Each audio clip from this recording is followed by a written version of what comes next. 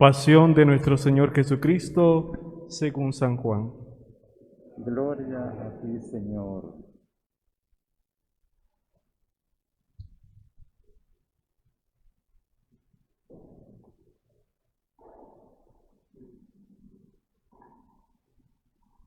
En aquel tiempo, Jesús fue con sus discípulos al otro lado del torrente Cedrón, donde había un huerto, y entraron allí él y sus discípulos.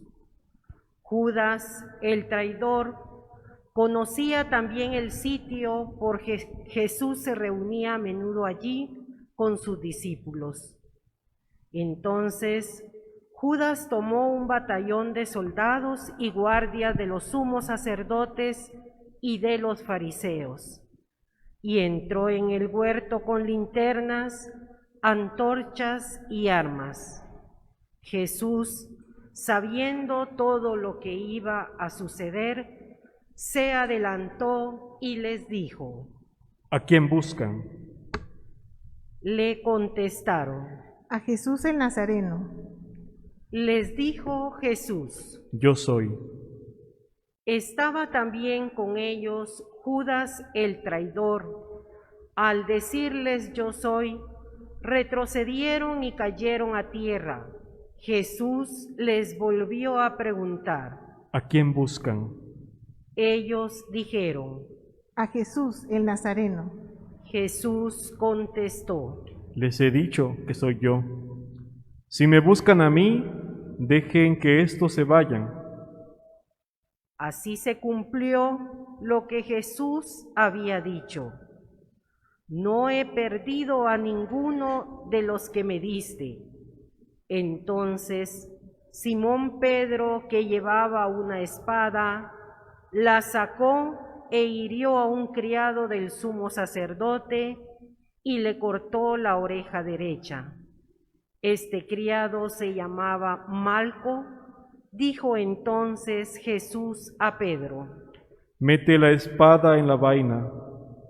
No voy a beber el cáliz que me ha dado mi Padre.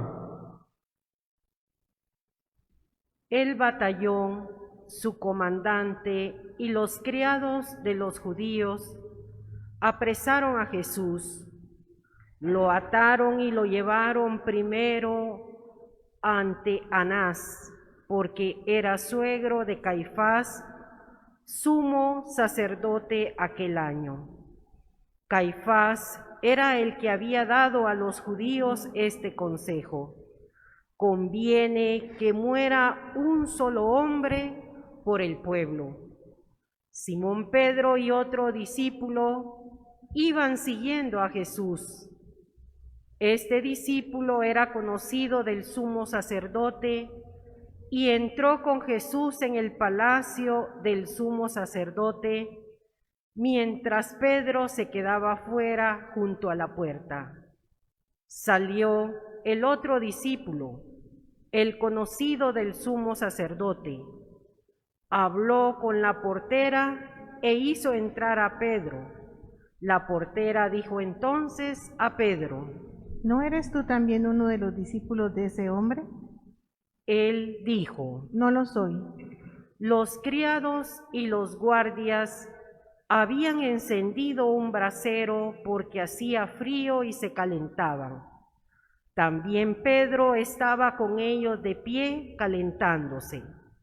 El sumo sacerdote interrogó a Jesús acerca de sus discípulos y de su doctrina. Jesús le contestó: Yo he hablado abiertamente al mundo y he enseñado continuamente en la sinagoga y en el templo, donde se reúnen todos los judíos, y no he dicho nada a escondidas. ¿Por qué me interrogas a mí? Interroga a los que me han oído sobre lo que les he hablado. Ellos saben lo que he dicho. Apenas dijo esto, uno de los guardias le dio una bofetada a Jesús, diciéndole: ¿Así contestas al sumo sacerdote? Jesús le respondió: Si he faltado al hablar, demuestra en qué he faltado. Pero si he hablado como se debe, ¿por qué me pegas? Entonces Anás lo envió atado a Caifás, el sumo sacerdote. Simón Pedro estaba de pie, calentándose, y le dijeron: ¿No eres tú también uno de sus discípulos? Él lo negó diciendo: No lo soy. Uno de los criados del sumo sacerdote, pariente de aquel a quien Pedro le había cortado la oreja, le dijo: ¿Que no te vi yo con él en el huerto? Pedro volvió a negarlo y enseguida cantó un gallo. Llevaron a Jesús de casa de Caifás al pretorio. Era muy de mañana y ellos no entraron en el palacio para no incurrir en impureza y poder así comer la cena de Pascua.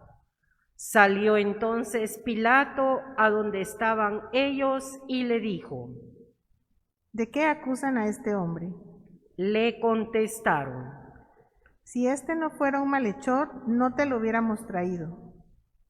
Pilato les dijo: Pues llévenselo y júzguenlo según su ley. Los judíos le respondieron: No estamos autorizados para dar muerte a nadie. Así se cumplió lo que había dicho Jesús, indicando de qué muerte iba a morir. Entró otra vez Pilato en el pretorio, llamó a Jesús y le dijo: ¿Eres tú el rey de los judíos? Jesús le contestó: ¿Eso lo preguntas por tu cuenta o te lo han dicho otros? Pilato le respondió: ¿Acaso soy yo judío? Tu pueblo y los sumos sacerdotes te han entregado a mí. ¿Qué es lo que has hecho? Jesús le contestó: Mi reino no es de este mundo. Si mi reino fuera de este mundo, mis servidores habrían luchado para que no cayera yo en manos de los judíos. Pero mi reino no es de aquí. Pilato le dijo: Con que tú eres rey. Jesús le contestó: Tú lo has dicho, soy rey. Yo nací y vine al mundo para ser testigo de la verdad. Todo el que es de la verdad, escucha mi voz. Pilato le dijo: ¿Y qué es la verdad? Dicho esto, salió otra vez a donde estaban los judíos y les dijo: No encuentro en él ninguna culpa. Entre ustedes es costumbre que por Pascua ponga en libertad a un preso. ¿Quieren que le suelte al rey de los judíos? Pero todos ellos gritaron: No, a ese no, a Barrabás. El tal Barrabás era un bandido. Entonces Pilato tomó a Jesús y lo mandó azotar. Los soldados trenzaron una corona de espinas, se la pusieron en la cabeza, le echaron encima un manto color púrpura y acercándose a él le decían: ¡Viva el rey de los judíos! Y le daban de bofetadas. Pilato salió otra vez afuera y les dijo: Aquí lo traigo para que sepan que no encuentro en él ninguna culpa. Salió pues Jesús llevando la corona de espinas y el manto color púrpura. Pilato les dijo: Aquí está el hombre. Cuando lo vieron los sumos sacerdotes y sus servidores gritaron: Crucifícalo, crucifícalo. Pilato les dijo: Llévenselo ustedes y crucifíquenlo, porque yo no encuentro culpa en él. Los judíos le contestaron: Nosotros tenemos una ley y según esa ley tiene que morir porque se ha declarado hijo de Dios. Cuando Pilato oyó estas palabras, se asustó aún más y entrando otra vez en el pretorio, dijo a Jesús: ¿De dónde eres tú? Pero Jesús no le respondió. Pilato le dijo entonces: A mí no me hablas. ¿No sabes que tengo autoridad para soltarte y autoridad para crucificarte? Jesús le contestó: No tendrías ninguna autoridad sobre mí si no te lo hubieran dado de lo alto. Por eso, el que me ha entregado a ti tiene un pecado mayor. Desde ese momento, Pilato trataba de soltarlo, pero los judíos gritaban: Si sueltas a ese, no eres amigo del César, porque todo el que pretende ser rey es enemigo del César. Al oír estas palabras, Pilato sacó a Jesús y lo sentó en el tribunal, en el sitio que llamaban el Enlosado, en hebreo Gábata. Era el día de la preparación de la Pascua, hacia el mediodía, y dijo Pilato a los judíos: Aquí tienen a su rey. Ellos gritaron. Fuera, fuera, crucifícalo. Pilato les dijo: ¿A su rey voy a crucificar? Contestaron los sumos sacerdotes. No tenemos más rey que el César. Entonces se lo entregó para que lo crucificaran. Tomaron a Jesús y él, cargando con la cruz, se dirigió hacia el sitio llamado la Calavera, que en hebreo se dice Gólgota, donde lo crucificaron, y con él a otros dos, uno de cada lado, y en medio Jesús. Pilato mandó escribir un letrero y ponerlo encima de la cruz. En él estaba escrito: Jesús el Nazareno, el Rey de los judíos. Leyeron el letrero muchos judíos porque estaban cerca el lugar donde crucificaron a Jesús y donde estaba escrito en hebreo, latín y griego. Entonces los sumos sacerdotes de los judíos le dijeron a Pilato: No escribas el rey de los judíos, sino, este ha dicho, soy rey de los judíos. Pilato les contestó: Lo escrito, escrito está. Cuando crucificaron a Jesús, los soldados cogieron su ropa e hicieron 4 partes, una para cada soldado, y apartaron la túnica. Era una túnica sin costura, tejida toda de una pieza de arriba a abajo. Por eso se dijeron: No la rasguemos, sino echemos suertes para ver a quién le toca. Así se cumplió lo que dice la Escritura: se repartieron mi ropa y echaron a suerte mi túnica, y eso hicieron los soldados. Junto a la cruz de Jesús estaban su madre, la hermana de su madre, María, la de Cleofas, y María Magdalena.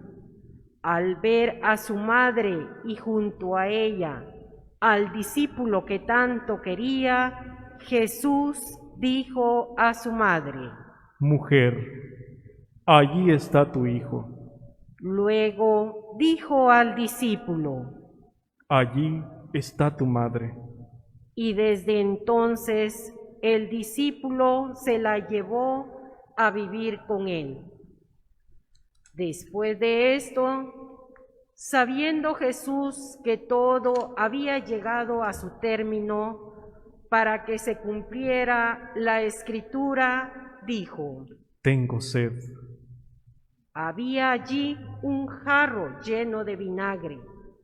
Los soldados sujetaron una esponja empapada en vinagre a una caña de hisopo y se le acercaron a la boca. Jesús probó el vinagre y dijo: Todo está cumplido. E inclinando la cabeza, entregó el espíritu.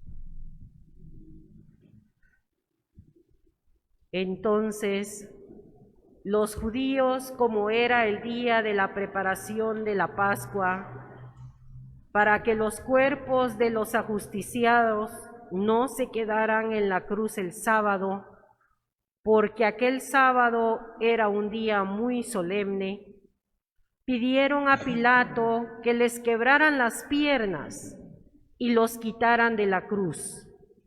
Fueron los soldados, le quebraron las piernas a uno y luego al otro de los que habían sido crucificados con él. Pero al llegar a Jesús, viendo que ya había muerto, no le quebraron las piernas, sino que uno de los soldados le traspasó el costado con una lanza e inmediatamente salió sangre y agua. El que vio da testimonio de esto, y su testimonio es verdadero, y él sabe que dice la verdad para que también ustedes crean. Esto sucedió para que se cumpliera lo que dice la Escritura: no le quebrarán ningún hueso, y en otro lugar la Escritura dice: mirarán al que traspasaron. Después de esto, José de Arimatea, que era discípulo de Jesús, pero oculto por miedo a los judíos, pidió a Pilato que lo dejara llevarse el cuerpo de Jesús, y Pilato lo autorizó. Él fue entonces y se llevó el cuerpo.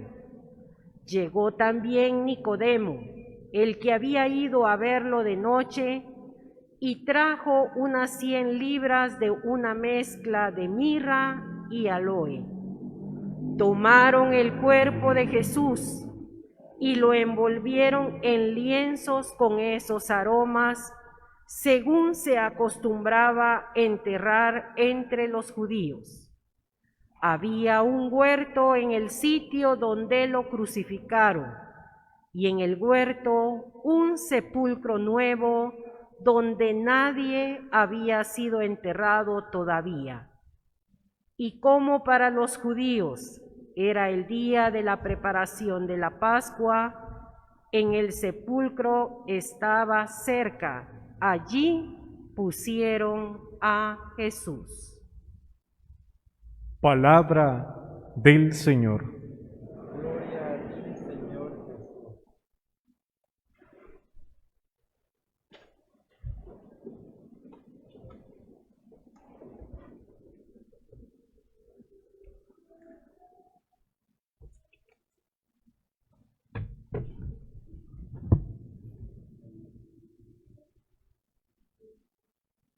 Todo tengamos presente durante esta meditación que vamos a hacer.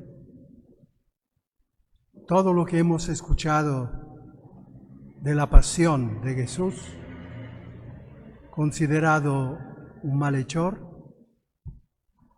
juzgado por Pilato temeroso, porque los judíos sabían cuál era el punto débil. Si le decían que cuidado porque te acusamos con el emperador, si no vas a matar este que es un rebelde. Y ellos tenían su motivo, porque dice que es Dios. esto es digno de muerte según nuestra ley. Pilato no pudo más. Lo dejó en sus manos. La flagelación terrible, 39 golpes dado con toda la fuerza a un ser humano atado a la columna para que dejara todas las espaldas libres para los golpes. Cuánta sangre. Y luego el camino al Calvario no estaba muy lejos, pero había pasado toda la noche, llevado por un lugar y para un lugar a otro, cansadísimo. Los azotes, y ahora llevarse el madero. Fue ayudado por el cirineo, parte, pero qué dolor. Encontró su madre, fue un momento de animación, reanimación, pero también de más dolor. Ver a su madre cuánto sufría. Y luego, despojado, tratado como un malhechor, entre dos malhechores, y clavado en la cruz. Y en la cruz, elevado en la cruz, el sufrimiento terrible de los clavos, del no poder respirar.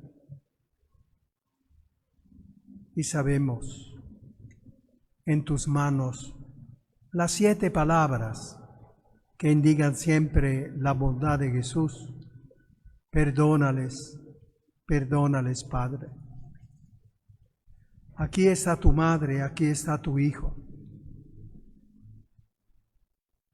Y la última palabra, en tus manos, Padre, encomiendo mi espíritu.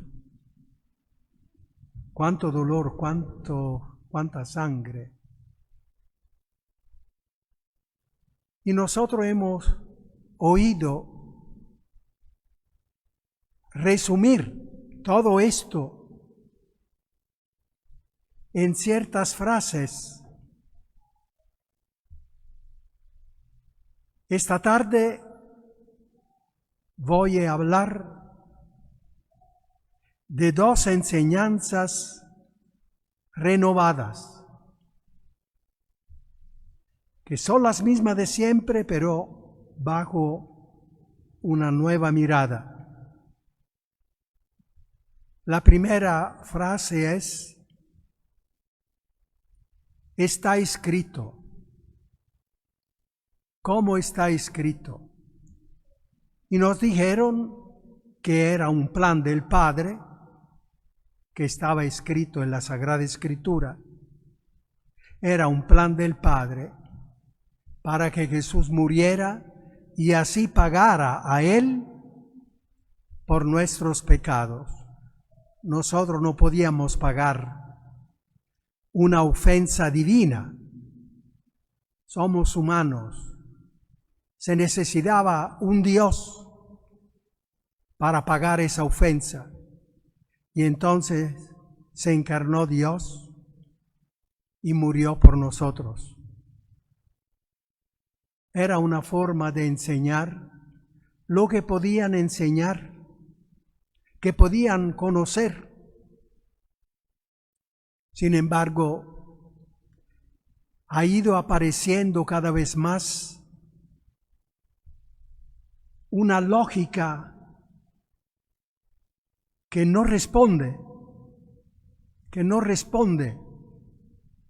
Dios no puede ser así. Dios es amor, solo amor.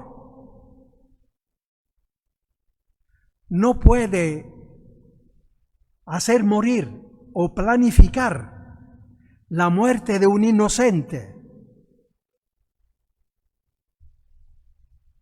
No puede. No sería amor.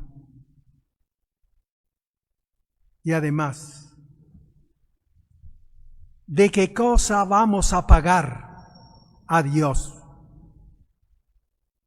¿Qué vamos a pagar?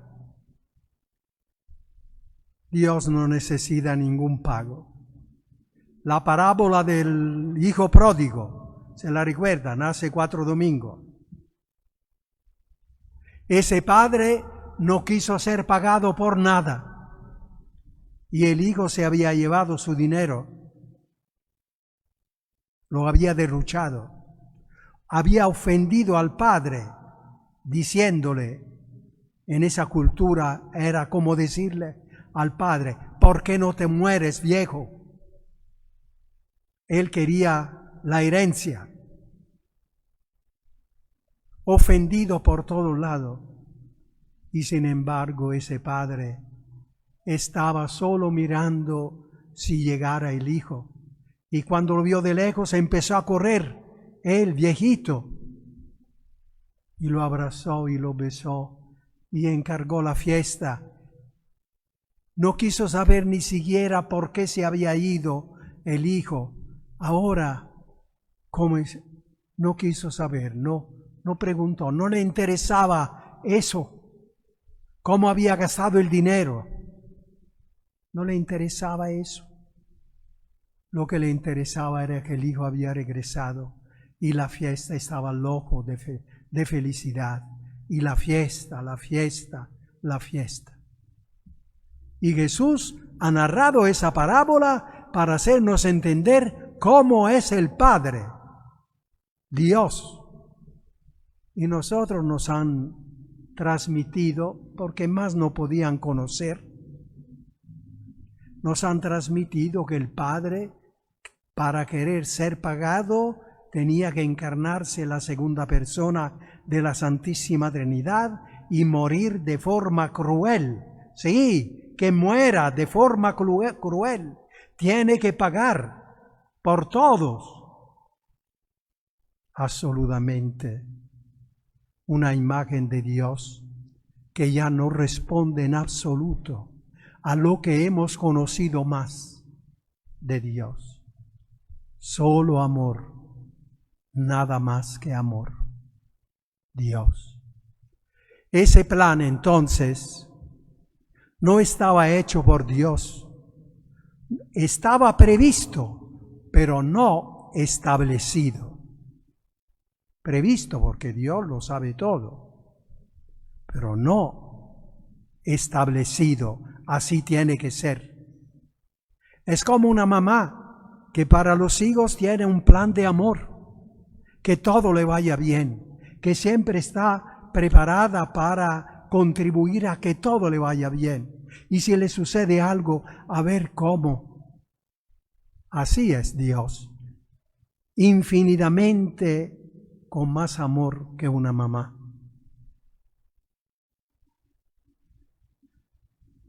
No estaba establecido por Dios. Su voluntad era que el Hijo llevara adelante el plan de amor de Dios, de recuperar la humanidad, de salvar la humanidad. Que la humanidad perdida por el pecado supiera por dónde regresar, porque se estaba perdiendo con tanto dolor, con tanta pasión, con tantos muertos, con tantas injusticias, con tanta corrupción, con tanta falsedad. Hijo, recupera esta humanidad. Y Jesús en el bautismo dijo, sí, Padre.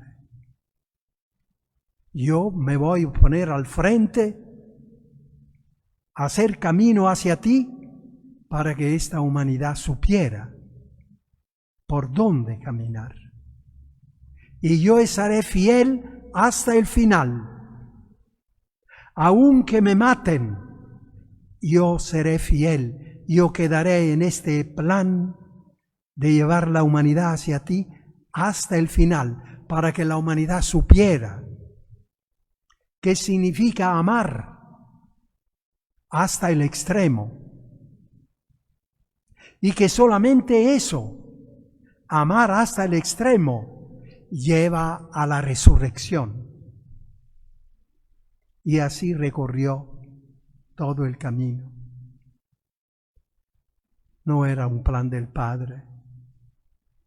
La muerte, dice San Pablo, capítulo 5, versos 12, la muerte es enemiga de Dios. Es fruto del pecado. Una de las razones por la cual hay una nueva, se va haciendo camino dentro de la Iglesia, esta nueva enseñanza que le estoy presentando. No es posible que Dios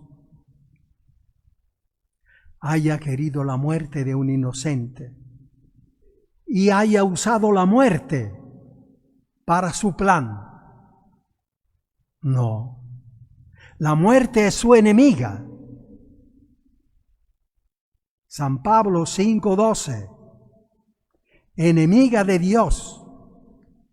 Papa Benedicto XVI, al final será vencida la gran enemiga. Será vencida.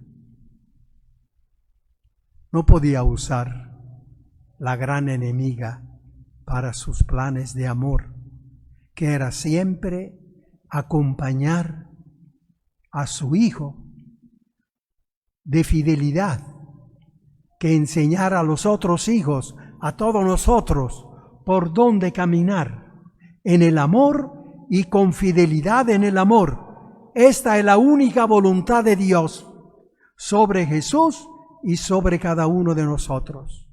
Tener un plan de amor y ser fieles a este plan de amor. Esto tiene una consecuencia. A partir de este resumen que nos han hecho, que nos han transmitido, porque más no podían, no entendían. A partir de eso, hemos creído que la muerte viene de Dios, la ha establecido Dios. Y entonces, el escándalo inmenso, cuando muere un niño de 2 años, Dios, ¿por qué? Todo el mundo. Y Dios respondería, hijo, hija, yo estoy llorando contigo al ver morir esta criatura inocente. Es que el mundo está organizado de manera tal que mueren hasta los inocentes, hasta los más inocentes, o porque no hay medicina, o porque alguien hizo algún delito y a este niño le cayó la consecuencia. Hay que ver. La causa de lo que hace sufrir y morir es el mal uso de la libertad humana, no de Dios. La muerte de Jesús fue el mal uso de la libertad de los fariseos, no de Dios. Habría que aprender de memoria lo que dice Pedro. Ustedes los fariseos lo mataron, Dios lo resucitó. Estos son los 2 actores. Uno para morir, para hacer morir. El otro, Dios, para hacer vivir, para hacer triunfar el bien, el amor, que lo vence todo, incluyendo la muerte. Esta es la resurrección. Entonces no digamos más y ayuden a la gente a que nos diga más. Le había llegado su hora, como quien dice Dios había establecido que muriera así, así, así, y ahora. Dios, ¿por qué? Era una persona buena. Porque este joven era un buen joven. Y seguimos. Y nos desesperamos. Nosotros ahora ya nos desesperamos, pero miles de millones de gente sí se desespera. Si les decimos que esto lo quiere Dios, y entonces no hay esperanza. Dios llora con nosotros frente a la injusticia que hace morir, frente a la falsedad que hace morir, a la corrupción que hace morir, a la soberbia que hace morir, a la desigualdad que hace morir. Toda la muerte viene de allí. Se trata de investigar. Y nosotros hemos encontrado un atajo terrible. Dios ya está. ¿Es Dios? No. Dios es el Dios de la vida.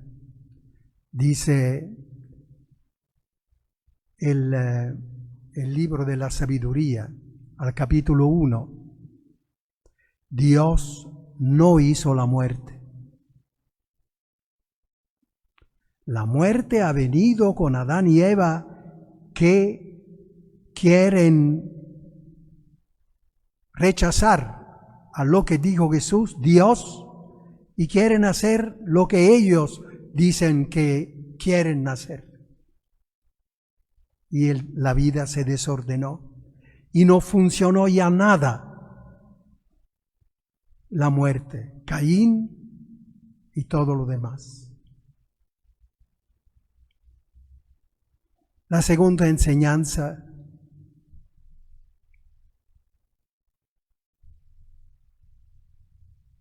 Jesús nos salvó con su sangre. Jesús nos salvó con la cruz, con el sufrimiento. Así nos han transmitido. Pero aunque no sea muy equivocado esto en el sentido de que lo acabamos de escuchar, sin embargo, a fuerza de decir esto, sin explicación, sin explicar, a fuerza de decir eso, hemos acabado con creer que de verdad el sufrimiento nos ha salvado. ¡Qué barbaridad! El sufrimiento es un monstruo. Es hijo del pecado, dice San Pablo. Es una pequeña muerte.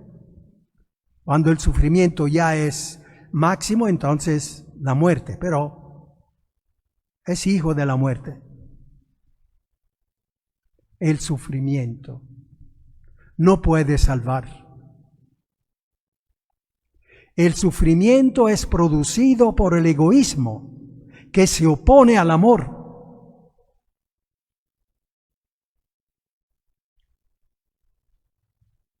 Decimos el sufrimiento de Jesús, la cruz de Jesús nos ha salvado.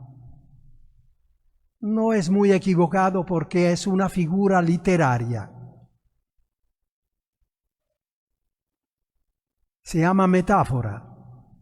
Se dice una cosa para decir otra. Se dice que nos ha salvado la cruz para decir que nos ha salvado Jesús en la cruz. Pero tanto hemos venido diciendo eso que al final hemos creído que de verdad la cruz nos ha salvado. No. nos ha salvado el amor, la fidelidad en el amor de Jesús. ¿Cómo salva a toda la humanidad? En la medida que hay fidelidad en el amor, ahí florece la vida. En la medida que vence el egoísmo, allí florece la muerte.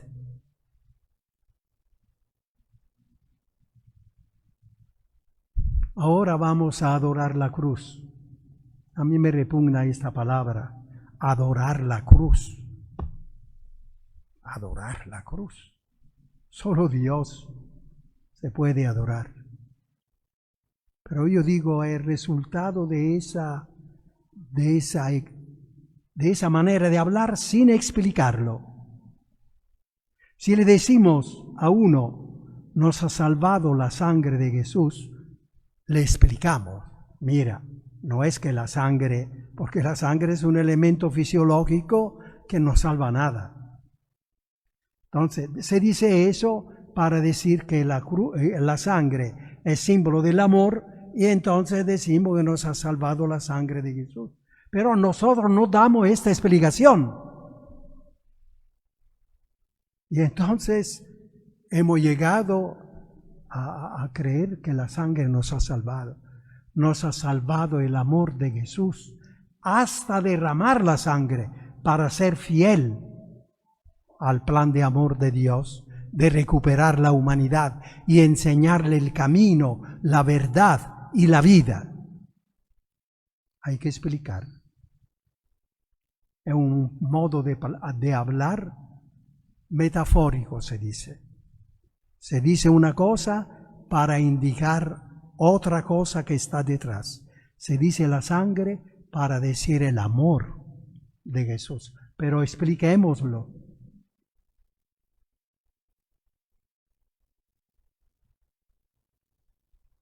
Miren, hermanos y hermanas, nosotros que ya tenemos más de 15 años, nos hemos acomodado.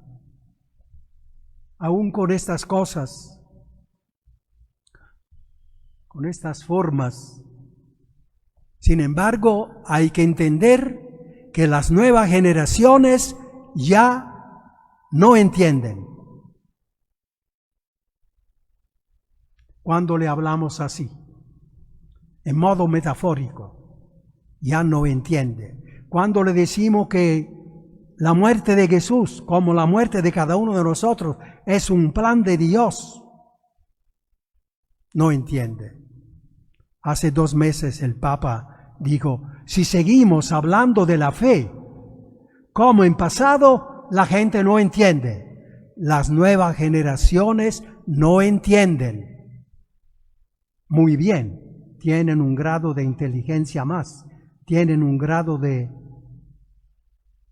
lógica mayor. Capta más. ¿Cómo sería?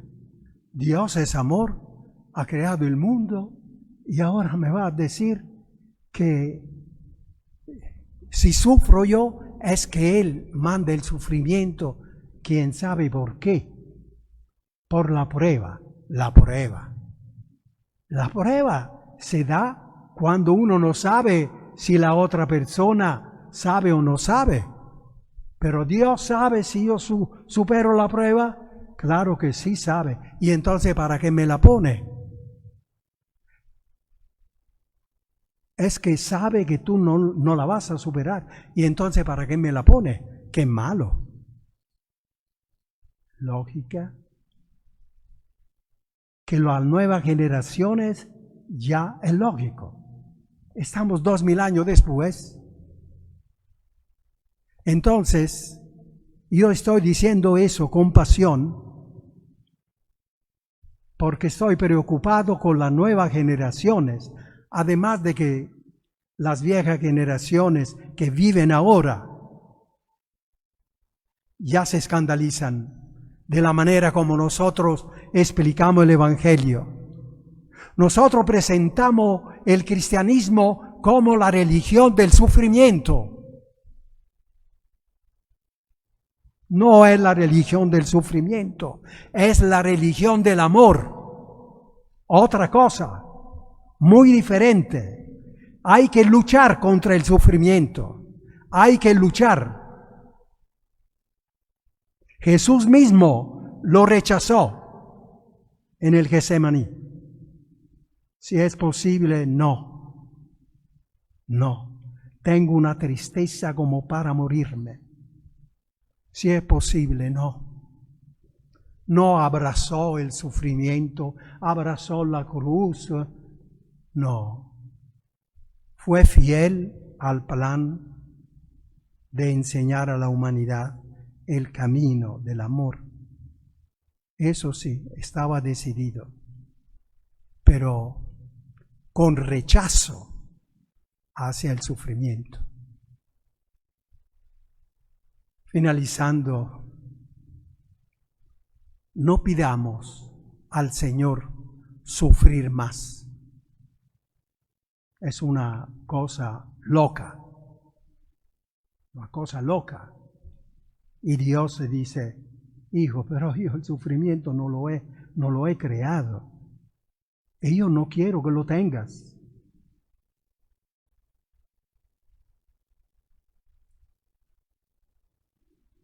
Entonces no pidamos el sufrimiento al Señor. Pidamos el modo como Él afrontó el sufrimiento. Es otra cosa. No pidamos el sufrimiento al Señor. Pidamos, Señor, enséñame cómo afrontar el sufrimiento que viene. Y yo quiero ser fiel al amor, pero me viene el sufrimiento. Señor, ¿cómo afrontarlo? Con humildad, con paciencia, con amor. Jesús podía hacer, era Dios, pero era ser humano. Soy ser humano, más de eso no puedo hacer. Me quiere matar esta gente, no puedo hacer más. Con humildad, con paciencia. Paciencia es aguantar un sufrimiento, aguantar un madero o un haz de leña, como la viejita que va con su leña y está cansada, ya no puede más. Faltan 100 metros para llegar a la casa, no puede más, pero no la tire la leña, porque después, ¿cómo hace? Faltan 100 metros, aguante y aguanta, porque vale la pena llegar a la casa. Así Jesús, con paciencia, vale la pena ser fiel en el amor y que la humanidad vea por dónde caminar para llegar a la vida eterna. Adelante, con paciencia y final, con amor. Por amor a la humanidad, por amor a la humanidad, por amor a la gente que nos asiste en la enfermedad, por amor a los niños que no vean un drama, que yo hago drama y que se asusten más, con amor. No pedir el sufrimiento, sino cómo afrontar el sufrimiento.